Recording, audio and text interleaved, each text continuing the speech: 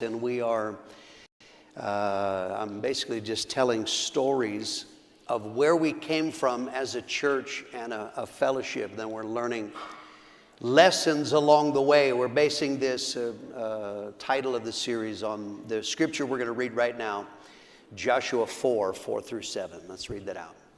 Then Joshua called the 12 men whom he had appointed from the children of Israel, one man from every tribe. And Joshua said to them, "Cross over before the ark of the Lord your God into the midst of the Jordan, and each one of you take up a stone on his shoulder, according to the number of the tribes of the children of Israel, that this may be a sign among you when your children ask in time to come, saying, 'What do these stones mean to you?'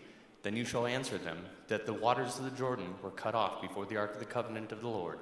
When it crossed over the Jordan, the waters of the Jordan were cut off. And these stones shall be for a memorial to the children of Israel forever." Okay, and so these stones were something that they were to refer to in future times to remember what they were and what God had done. So we're going to talk now about some early church planting lessons. Last week, we finally got up to about 1974, and we started looking at the process of church planting. Wickenburg, Flagstaff, Tucson, and Nogales, that wound up being Nogales, Mexico, and Nogales, Arizona. And so this was, just to recap, the turning point in our church and what would become our fellowship is the idea that we are to train workers in-house, not sending them to Bible school, and then to plant them out to begin new congregations with our same spirit and our same heart and our same approach. And so we began to do that. So once we had these first churches, it became clear that this is actually what God was calling us to do. It wasn't just something we're trying. Now it became clear this is our calling as a congregation. In every church you have to hear from God and what God wants you to do. But for us, what was birthed was a culture of church planting. And this was not just something we're trying once. This now became a passion of our congregation, a passion to reach the lost, and ultimately it would be a passion to reach the world. Our theme was "Go ye," based on Mark 16. And let's read that, Mark 16:15. And he said unto them, "Go ye into all the world and preach the gospel to every creature." Okay, go ye, that is our theme. That is actually the foundation stone of our entire fellowship as it became "Go ye." Got a picture here. Very first time they wrote a book about our fellowship, it was called "Go Ye." And it was based on this because we believe in Mark 16:15. We believe that that is our marching orders. Our choir started singing a song called "Go Ye." If you were around in those days, you would have heard this. Many times we have a little bit of audio of the song "Go Ye."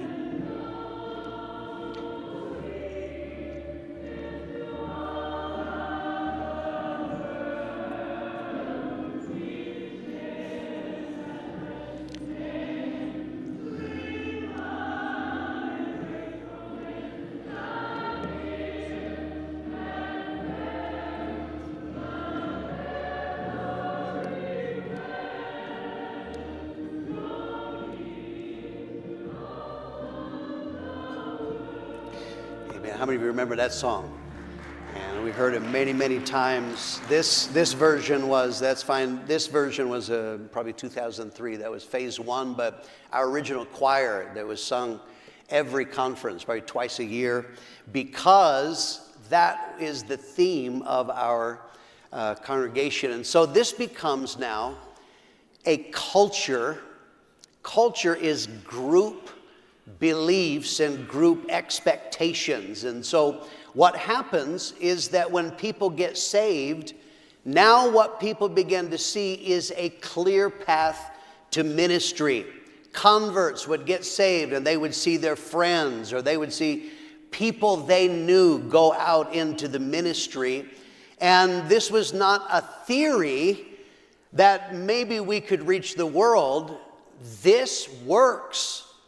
We saw people like us. That is the power of what we do. Is many of this guy, he's like me. He has a similar background. He's not far above in education or in spirituality. Someone like me could find the will of God, and that was inspiring. You create a culture in a congregation, and that is characteristics and beliefs. And so one of the things that happens in our church is we view people that get saved probably a little differently than other churches. We're not just excited that they are at church or even that they've gotten saved. In our church, we see people, they could be future men and women of God.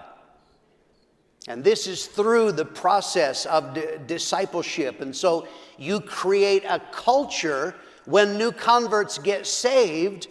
Immediately they are surrounded by people who are hungry for the will of God. So it's not just, get off drugs and clean up your life. It is that God could use your life, and that becomes a culture, and that is what began to happen in our congregation. So we started in 1973. Now we're moving ahead, and we continued planting churches. The original churches, they were all planted very close, very nearby. Wickenburg, Flagstaff, Tucson, Nogales. Then there was Cottonwood, Bullhead City. All of these were cities within 3 hours or so of Prescott. Then they began to expand later on. New Mexico, that was new ground. Then California, then Nevada, and in this. So, but most of them in the beginning was, they were very close.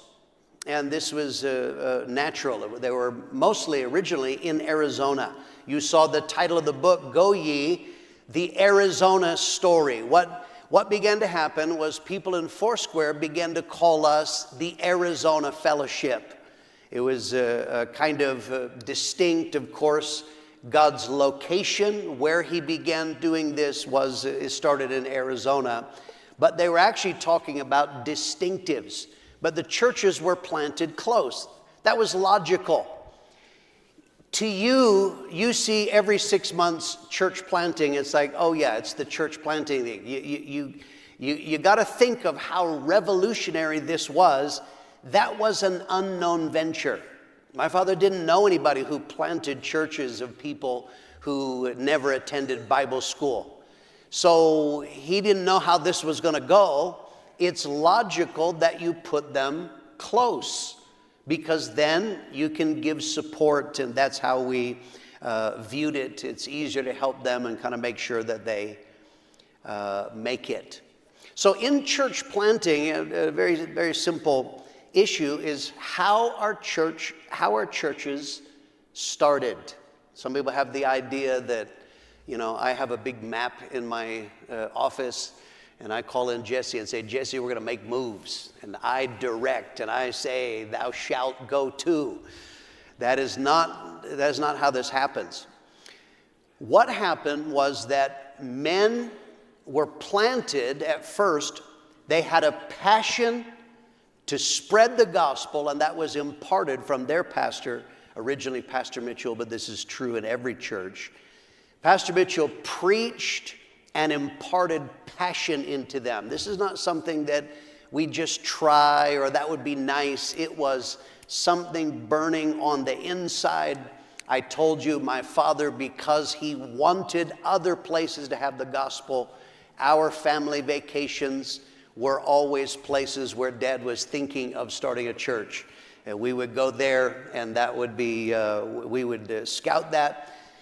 So my father would begin to speak as he traveled. He would begin to see cities and would begin to talk with men about there are cities that don't have the gospel. And so passion is the first reason why churches were started. It was normal that men would then begin to look at cities and say, there are people there that don't have the gospel.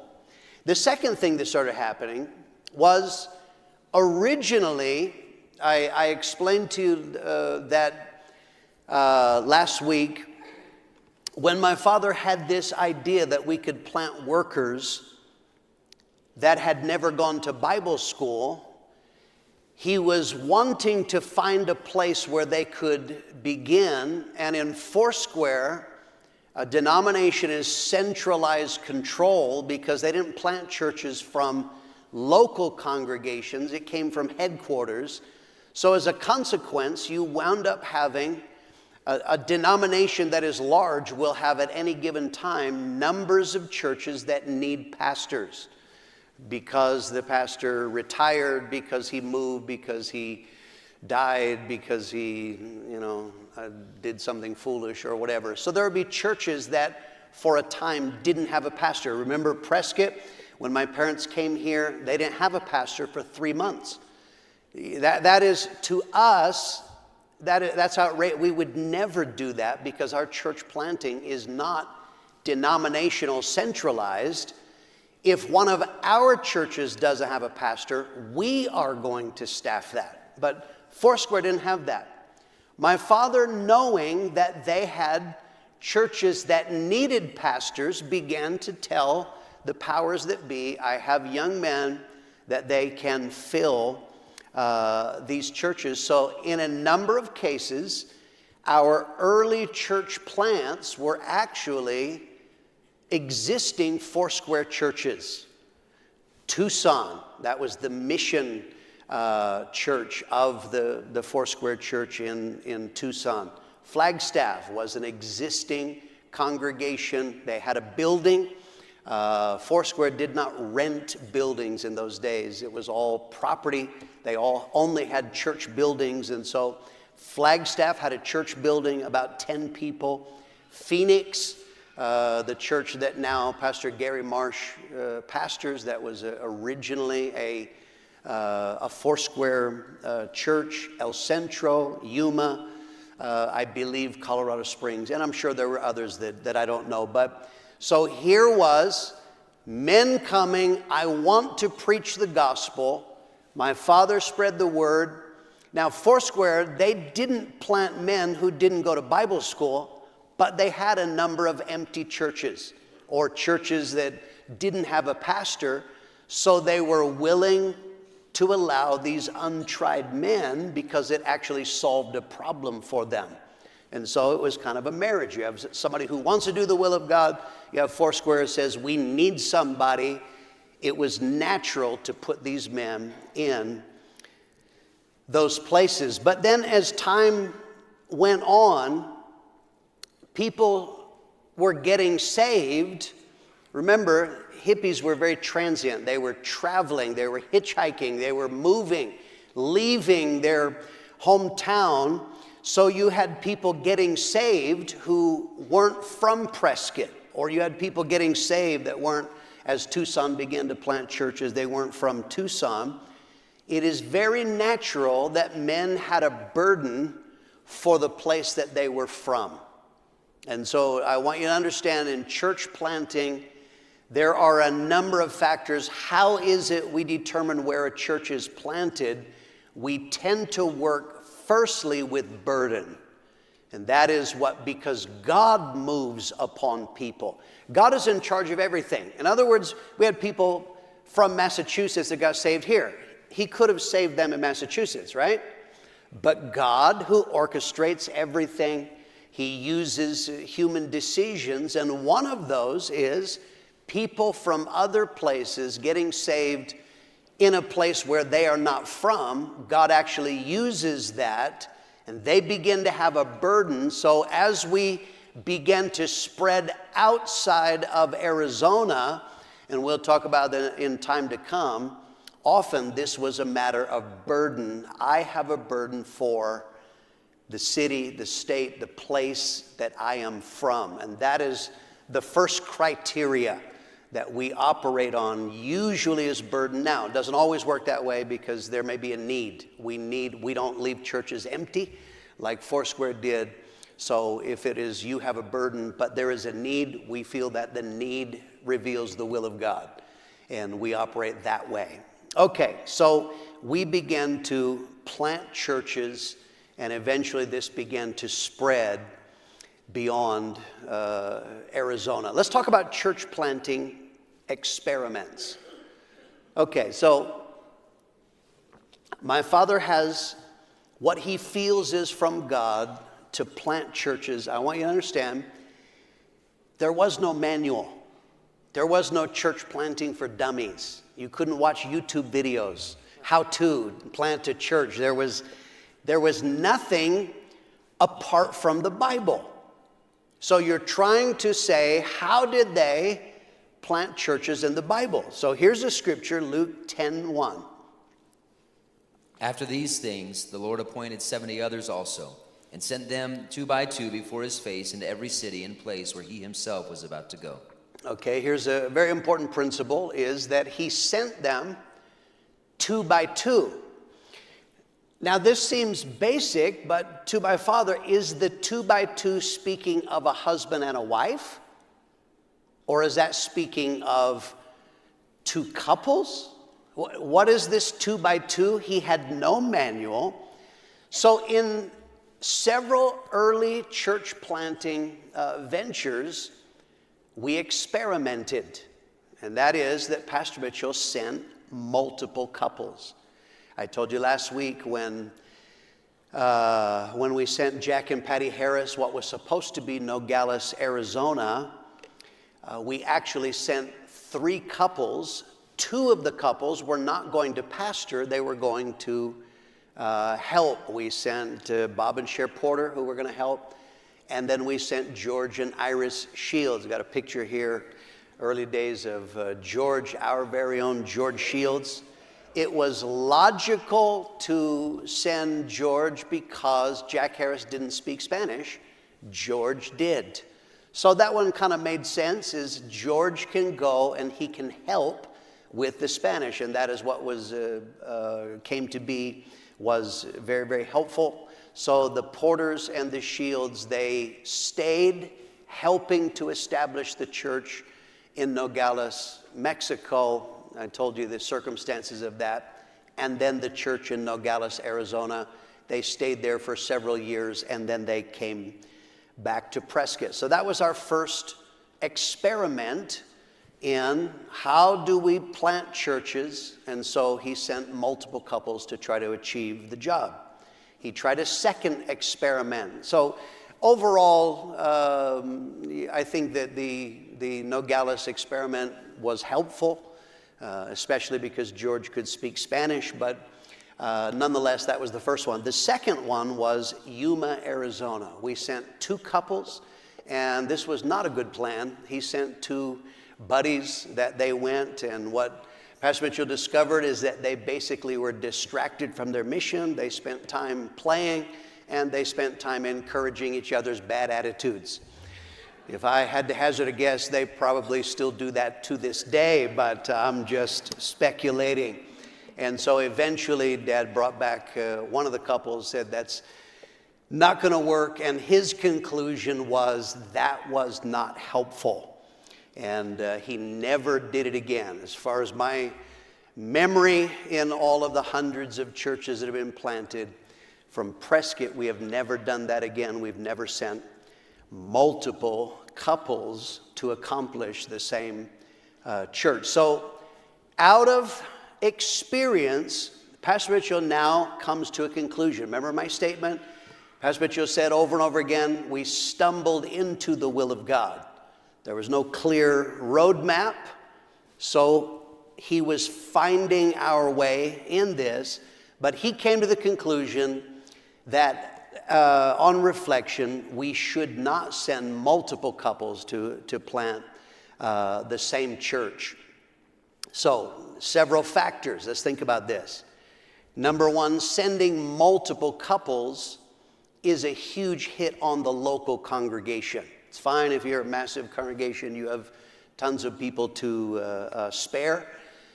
But in an average church, if you're going to send more than one couple to build the same church, that takes a huge hit. That could be financially.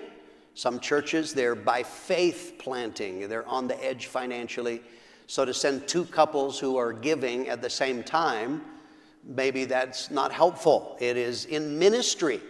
We don't send people who are not involved in ministry. So now, if you're sending multiple couples, you are denting and hindering some of your local ministries. That's factor number one. Factor number two is, and I'm not talking about sending two pastoral couples. You grasp what I'm saying? One pastor couple and then somebody else to help. But he said the helpers actually then wind up coming under the influence of the man you send instead of their own pastor. So we send couples that are very raw. You do not have to be polished and perfect to be launched out. I'm living proof of that. So, but what happens then is we can send couple who, if he is now, the pastor is the influence spiritually on this couple, that'd be fine if he has a really good spirit and approaches that well. But if not, that's not helpful for the couple. So now they're learning. If you send a man out and he has bad attitudes and some things that are not great in his spirit, he now naturally is going to influence them negatively. And so many of these couples that are going to go to help, they want to pastor. Great opportunity. I mean, that's a fantastic thing to get to be a part of it. But there are spiritual and character development issues that Pastor Mitchell felt that's not helpful in most cases. The term that my father said to me, I heard a number of times through the years, is that's putting an adult kidney in a baby's body. Right? That's the natural thing. Babies are small. All of their organs are small. Naturally, so they grow. He said, putting somebody who comes from a larger congregation into a brand new baby church is like putting an adult kidney in a baby body. So what he says is that has the potential to change some of the factors of a new church. Genesis 1:11 is actually a foundational church planting scripture. Let's read that. Then God said, "Let the earth bring forth grass, the herb that yields seed, and the fruit tree that yields fruit according to its kind, whose seed is in itself on the earth." And it was so. Okay, whose seed is in itself. That is a profound principle that we use unto this day, is that when you plant a couple to build a new church, everything that is going to be required for that church to be built will be located from within. Okay, so in other words, you don't have to bring in other factors or other people to help. So especially our calling in our fellowship is discipleship. When we plant a church, we are not just saying, get some people saved and gather a group.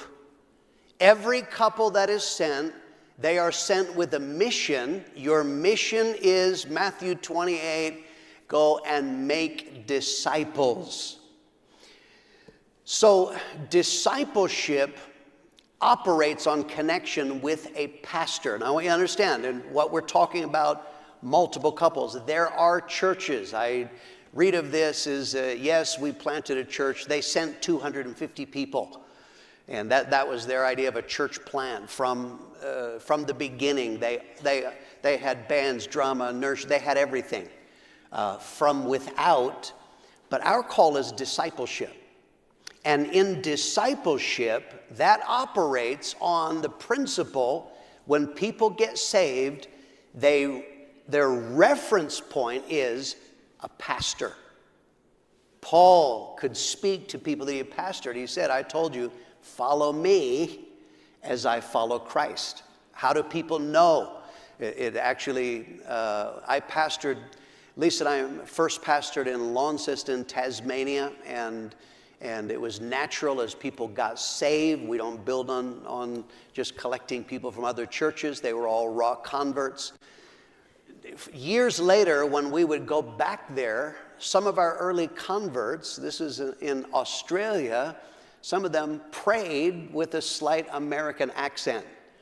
Not because I made them or told them that, no, don't say God, say God. I didn't have to do that. There was something about a convert who comes in. How do I pray? How do I witness? What is a Christian? They reference off of the pastor and his wife. Now, if you're adding other people in, their reference point, you actually have the potential of disrupting discipleship. And our calling is not simply to gather people or to get people saved, it is to make disciples. And so as my father began to see the vision unfold, which is discipleship, he came to the conclusion, I don't think it's helpful for the process of discipleship to send multiple couples. So if you want to volunteer next time to go join your buddy when they get launched out, the answer is automatically no, okay? I'm just saying. All right. Let's talk now about the basis and the background of conferences. This is a very important part of our fellowship. We are in 8 days, our summer Bible conference will begin. We hold conferences January and July, twice a year. And then this is a part of the growth of our fellowship as they plant churches and reach a certain size. Then they begin holding their own conferences. Where did the idea of conferences come from? So first of all, we have the Bible foundation. There is a Bible foundation of gathering. You read in the Old Testament that there were a number of annual feasts that God instituted with his people. 3 times in particular, set times when God's people were to gather together and they were to focus on certain things. The gathering functioned as reminders. They're off in different cities, small villages, different places. But 3 times a year especially, they gathered. And what happened is they focused on who they are and what God told them to do. So what happened is 3 times a year, there was a recalibrating. You wander off and you forget. So you come together, you recalibrate your heart and your mind with God's will. Very important part of conferences is we remember what God has done. That is a powerful thing. You often will hear, I'm doing a whole series, but it is not uncommon that you will hear pastors as they are preaching and challenging the people, they will refer to what God has done. Not for the purpose of nostalgia. We're doing that to remind us, where did we come from? That will tell us what we should be today. And then when we gather together, we remember our common destiny. We are reaching the world together. This is what happens in conference. Next Sunday, you will see people come early. There will be people from other cities and other nations, and they get to see a common destiny. And this becomes very important when you are isolated. Lisa and I first pioneered in Launceston, Tasmania. Tasmania was an island. There was one other church, and they had a few old ladies and I think 1, maybe 2 young couples. So as I'm telling people about what we do and you got to understand, there were people that had never even driven to the capital of their own island state. So now we came from someplace else, and we're telling them what God has done, but it's very hard for them to grasp what is going on here. And so we began to tell them about conferences and all that kind of thing. This is a question one of our new converts asked in the beginning. Do the people who get sent out, do they know that they're going out? Because they had never seen it. Like, can you imagine that? It's like you're just sitting there, and they call your name like, Greg and Lisa, like, what? I had no idea. No way. So they had never seen it, but then we're able to take them to a conference. And so now in a conference, they begin to see, wow, this is much bigger than what we are. So that is the purpose of gathering. In in the New Testament, Acts 15, they gathered together. There was a problem. There were people who were trying to tell Gentile or non-Jewish converts. They said, we're really glad that you're saved, and now you need to get circumcised. That would be an exciting witnessing opportunity. Hi, would you like to come to our church and you get saved? You got to go. I'm sorry, what did you? But this is a problem. They're saying absolutely, they're not saved if they're not circumcised. They're not saved if they're still eating ham sandwiches. They're from hell. And so they said, we got to work this out. So what did they do? They gathered. Acts 15 is a gathering, and together they established the pattern of how we're going to approach salvation as concerns Jewish law. Acts 20, then we see another time of gathering. The pastors of Ephesus and some of the people, they gathered together. Paul was on his way to Rome. They gathered together to hear Paul preach.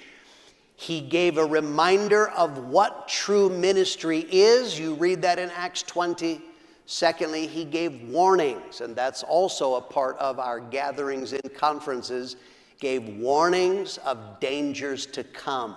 Be careful. From among your own selves will arise grievous wolves. That was Acts 20. Okay, so now let's talk about the history of conferences as concerns us. You have to understand, my father, Wayman Mitchell, his reference points were Foursquare conventions. The church he got saved in was actually we would say like the leadership church. His pastors were the area supervisors, so therefore everybody from the area, basically Arizona, I don't know if it was wider than Arizona, they gathered in my father's home church to have conferences. We actually have a picture of one of the early conferences, and so here they're gathered together. They have a theme. I like that theme. To have is to owe. That was the theme of conference in the square. You see my father on the back row, and they were gathered together. So this was his reference point. You gathered together to hear preaching, and certain things happen. And then his other reference point was conferences of the headquarters of Foursquare Gospel Church, and that was in Los Angeles, California. Angelus Temple. This is a 10,000 seat auditorium. I don't think that's actually a conference. I'm just showing you the building. So my father, that was his reference points. Local and their national conference. So what happened they called them conventions. What happened at conventions in Foursquare? Number one, it partly involved preaching. Very similar to us, they had various speakers, but my father said one of the things that was interesting about preaching was whoever was the current star, if your church was growing rapidly, they promoted you. And their idea was, they didn't look at it like, we have the vision, let's all do this. They said, this guy's growing, so the point was, let the star tell us how it's done. And so that involved a number of very interesting things. If you read Chuck Smith's biography, he's the founder of Calvary Chapel. Chuck Smith, it was his sister-in-law was one of the pastors of this church my father was saved in. And he attended one of these conferences. In his biography, he talks about how offended he was and actually began to withdraw from Foursquare. The latest star preacher was preaching, and his idea of how churches should grow, he was encouraging pastors to compete. What you need to do is you need to have competitions between churches and between pastors in order, and Chuck Smith talks about that's what he heard at a conference. He rejected that idea. He said that is wrong. But in conventions, they didn't just hear preaching. Partly, conventions were for conducting business. They discussed finances at conventions. They went over and made changes to bylaws, rules of how they're going to govern, and they elected officers there. So conventions involved elections, and that's very true in many denominations. Their conventions, that is when they sort out bylaws. You just saw the Southern Baptist Convention. They made a ruling on women preachers. That's part of what they do. And then they elect who's going to be the president, who's going to be various things. And so my father's experience with that in elections was, because people are wanting to get elected, people tended to focus on those that could help them. And so my dad was considered, he was a hick, from a country town, so no one paid attention to him. They wanted to be seen and to connect with people who were movers and shakers who would help them. But these conventions were by and large pastors' conventions. Not many people from local congregations attended. This is what pastors did, and they went and they attended. I'll just give you a couple of side notes of my experience with conventions. When I was a boy, I went with my parents to a Foursquare convention. I think that year was held maybe in San Diego. The latest star preacher, his thing was, I don't want you to feel like I'm preaching to you, so there was no pulpit. He would sit on a stool with crossed leg, and he would kind of chat. He didn't really preach, and he made the statement. The conference was during October, the World Series was going on. He's like, I don't want to make you feel like you're in church. That's kind of a dumb idea to say if you're in church, right? But I don't make you feel like you're in church. He says, anybody know who's winning the World Series? But somebody was listening on the radio. They said, the Dodgers are winning 6-3. Yeah, I'm just trying to imagine how that would work in our conferences. In Australia, I went to the Foursquare convention as a voting delegate, and I'll explain, this actually comes very important part of our history later on. I went, now this is new to me, as a voting delegate, and so they were discussing finances. It's still burned in my memory. They were going over the expenditures of a missionary to Papua New Guinea who had dared to spend $19 on pencils in the last year. And there was a man who was upset. What does he need all those pencils for? So that was kind of my experience with conferences. So our fellowship now, we started planting churches starting in 1973. 1973, we had planted 2 workers out, and then Thanksgiving came, and so it was natural that the 2 couples out, they came back at Thanksgiving to see their families. Easy, Wickenburg, Flagstaff, it's not a long drive. So they came back, and because they were already here, Dad met with them, and they had some kind of seminar in the morning, very informal. It wasn't, planned along in advance. It's like, hey, you're going to be here. Let's get together. And so that was the first thing. And Dad felt that was very helpful, them getting together, fellowshipping, and then a little bit of ministry. In 1974, by that time now, we had 4 pastors, I think, by that time. And so, again, they met in the fall. I'm assuming this was Thanksgiving. But it just so happened that we had evangelist Dick Mills was going to be here anyway. And so Dick Mills, remember, I've showed you several scriptures on the screen. Very powerful gift ministry. And what Dick Mills would do is he would quote a scripture to, actually a number of scriptures, and would speak prophetically about your future, but it always was tied to scriptures. And so the second meeting that we had, there were a couple of seminars, and Dick Mills gave words. I spoke to Harold Warner. He said he remembers clearly, might even still have them written down, numbers of scriptures, and this man would speak prophetically. But this was not terribly organized. It was, he's going to be here, you're going to be here, let's meet a little bit. In 1975, John Metzler suggested to my dad, why don't we hold a deliverance convention? And my dad said, what's that? And so he just said, let's meet together, have some preaching over a number of days. And so this is what we did over 5 days.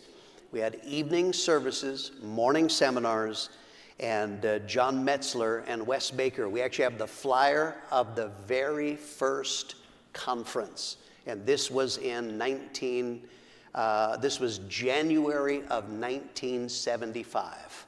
And so you see there the format of conference is exactly as we would do today, but there was no agenda. It was just simply, we're going to gather together for the purpose of hearing preaching, calibrating, getting workers refreshed. We actually have some other pictures then. That went so well. Next picture was July of 1975, and for this we had Wes Baker and Bob French. And they were the main speakers, and again we had basically the same kind of preaching. We have then some photos of my father, and next here is my dad he had impeccable dress sense, and Matt, that his outfit today reminds me of this. That is awesome. And so here is my dad preaching at night, and here is Dad preaching during the day. And so this is what we had. And then we throw in the next picture. This has nothing to do with conference. I'm just throwing it in for free because I'm in charge of photos. So I can. I was very, very spiritual at that age. I probably was 11 years old, and I was very busy drawing mustaches on conference flyers. So, but anyway, you can get rid of that. So the point was, Dad said, this is very helpful. Having pastors being preached to, comparing notes, fellowshipping. So from 1975, we started having conferences twice a year, January and July. Why January and July? Was it because an angel came and revealed? No, hotel rooms in those days were cheap, especially in January, and so it was a natural time to do that. We have some more photos here. The next photo is, this is just announcing, Dad used to put an announcement in the paper of the upcoming conference. And by this time, this is January of 1976, we had 14 churches. And what is notable, you can't really read it, it's very blurry. I'm getting this off Google, which has all old issues of the Courier. But in this, the reason why I'm showing this was January of 76, was the first time one of our own pastors preached in the conference. Harold Warner preached, I think maybe Ron Burrow preached in this conference. Next flyer, here's Harold preaching. I explained to you Harold was in a wheelchair, but here he is preaching in our church. And next picture is this is the lineup.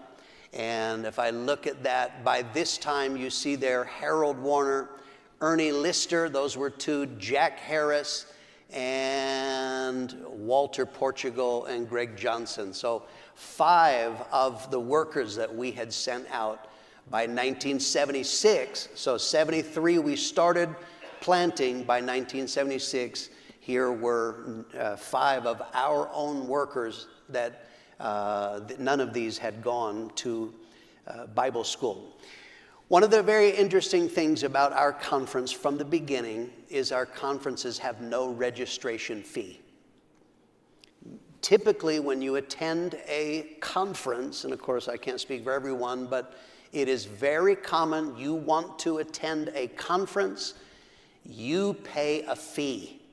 You pay them for the privilege of attending. From the beginning, Dad did this opposite. Not only do you not pay to come, we will sponsor you. This was workers who were going, the possibility they were disciples, maybe would get planted out. We would sponsor them. We would pay for their hotel room, and we would give them some money for food. And so this was a deliberate strategy. My father, in early days of ministry, when my parents were struggling and dying the death, they desperately needed preaching, but at times they just couldn't afford to go. And so my father said, I will never do it like that. So we help couples. We will pay for conference only by offerings taken. That's it. We will raise offerings to pay, having paid for people's airfares, sometimes their gas money and transport costs to get here, their hotel room while they're here, a nominal amount for food. And that has been from the earliest conference unto this day, that's the basis of it. So let's talk about the purpose of conferences for pastors. What does a conference do for a pastor? Number one, pastors can be preached to and refreshed. Pastors constantly are giving out. Pastors need to be preached to as well. Luke 8, 46 and 47. Someone did touch, because Jesus said, someone did touch me because I felt power go out from me. Okay, this is ministry. When you're ministering spiritual power, you are being depleted. But in a conference, pastors and wives, evangelists and their wives, they get to sit and receive preaching and be spoken to by God. Joe Campbell said that he was one of the few from our who pastor for us that weren't trained in-house. He was originally an Assembly of God pastor. He said, I went to conference for years. It was information mostly, and rarely did they deal with heart and character issues. He said, I never heard anything that was going to help me practically in my ministry. You have pastors and wives that they can be isolated. When you are isolated, your problems seem bigger. When you're isolated, there are people, they start to go crazy. First night of conference, you get people, they come in and their eyes are looking like this. By Tuesday, it's like, I feel better. But this is very, very good. They're refreshed by the atmosphere, sometimes just being in contact with their pastor. From the beginning, Pastor Mitchell encouraged wives to attend. We want the pastor's wife to attend if there's any way to do this. There's a spiritual recalibration that happens in conference. People tend to drift away from our mission. They tend to forget what we should do. They forget why we do it. That can be natural decline. That can be sometimes you get pastors, they're sent by us, and then they start messing around with local pastors and adopting all kinds of nonsense. So when they come back here, the preaching that you hear is to put us on track. Get a picture here of my father preaching at a conference, and this is in the Ruth Street building. Part of the job of the preaching is to put us on track. This is where we came from. This is where we're headed. This is who we are. This is what we're supposed to do. So a part of our conference is altar calls for everyone, not just for salvation. We have a picture here. This is an altar call, early altar call at a conference. Then we have the purpose of conferences for the people. Again, my father's background, conferences were actually primarily for pastors, not people. Dad deliberately opened it for everyone.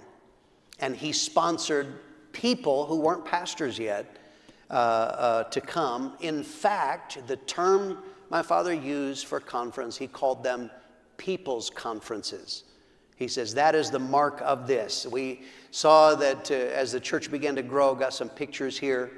Remember this, in Ruth Street, our building only actually seated about 600. By the end, we were seating 1,200 in there, and the fire department was not very happy with us. People would wait in line. The service would end, people would start lining up so that they would get a seat. And then the next picture here, I just like this picture. Sunset, I like that. The kind of looks like the glory of God, doesn't it? Coming over conference. And so one of the great things about conference is people get encouraged and inspired when they hear reports of what God is doing. We have a few pictures here. Is people give reports. There's an early Mark Olson. This is Alberto Moleno. That, of course, is in the tent. Next picture. Then some of our own in our building. Here's John Duff, Jake Snyder. Is we hear reports. Part of the beauty of that is you get to see that's where your money is going. You're giving for church planting. I'm giving you a challenge. And then you get to hear them say, and we had a revival, and we had a concert, and people got saved. That's where your money's going. That's a very powerful part of the reports. And then people get to see, one of the things when people come to a conference, they might be in a very small town, in a very small church. They come in here and they say, wow, I am a part of something that is much larger. And then the other thing is you get to personalize them. You pray for people's names. You have no idea who they are. And then they give a report. It's like, that's him, which encourages you to pray more. Then there is inspiration for ministry. Conference is deliberately aimed at stirring people to obey God. There's an atmosphere. There's something, there's a reason why we fast and pray before conference, because we want conference to be a supernatural atmosphere where people will be challenged for God's will. There's inspiration from the people when they see someone who they know is on their level. If they can do a work for God, maybe God could do that for me. And then we often give a challenge for calling to preach in that kind of atmosphere. Our own Stephen Cassio was in a conference. He said God spoke to him, and he felt called to preach. That was in a conference. I had a great story. Jake Snyder in 29 Palms, he told me a great story. Said that a lady had gotten saved. Her husband was not saved. He was a Marine, but he worked with or was stationed with numbers of the guys from the church. So they were talking about going to conference the next week. And one of them, he's not even saved. And they said, why do you come with us? And so they snuck him in. They didn't tell Bill Brunson, didn't tell me that they were doing that. Just let him sleep on the floor. Imagine this. A sinner came to the Prescott conference. Brady came the first night. He gets saved Monday night of conference. Tuesday, he gets filled with the Holy Spirit. Friday, apparently I made a challenge for those who you want to respond to the call to preach. He stood up to respond to the call to preach. And when he saw couples being announced, he went up to Jake Snyder and said, would you send me and my wife out? And Jake said, who are you? And he told, hey, when he told him who he was, yeah, well, talk to your wife and we'll see. So by Sunday when they got there, the wife was saying, Pastor's going to be working with us and we're going to be sent out. But that's supernatural. That's not a program. Only God can do that. And that is what God's doing. So this developed naturally. When we originally were gathering the people, it was just to preach, recalibrate, and fellowship, but it became natural that churches be planted out. Started with domestic in the U.S., We plant them out on a Friday night. That is why we have conference ultimately, is to plant new workers into ministry. And then, of course, we'll talk later on about Thursday night international ministry. That is what we continue to this day. You're never going to come to a conference where we're not going to be planting churches, because that is our calling. Got some photos here. These, of course, there's Steve and Kathy Garfield being launched into the ministry in a very early conference. I don't know if that is Chandler or La Junta, Colorado, two places they went. Next photos then, of course, here is Paul or Renee Stevens, early days when they're going into the ministry, probably Clifton Morency. And here is our own Jeff and Maureen Day being launched in the ministry. And then that continues, next photos, to this day.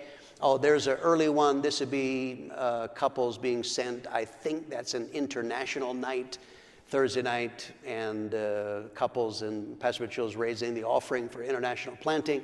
Final photos. There's my mom taking pictures of couples who are lined up to go into the ministry, and then here praying for the couples as we do to this day. Next, moving on in the photos, and then of course to this day, internationally, that's our last conference. 3 international workers. We're praying for those that couldn't even be here, but we do that out of us, and we are, I'm basically just telling stories of where we came from as a church and a fellowship. Then we're learning. Les nummer 10. Volgende week gaan we door met les 11. Hebben we nu nog even 5 minuutjes pauze. En dan om 11 uur beginnen we met de dienst. Als je nog koffie of thee wil pakken, pak maar gerust even koffie of thee.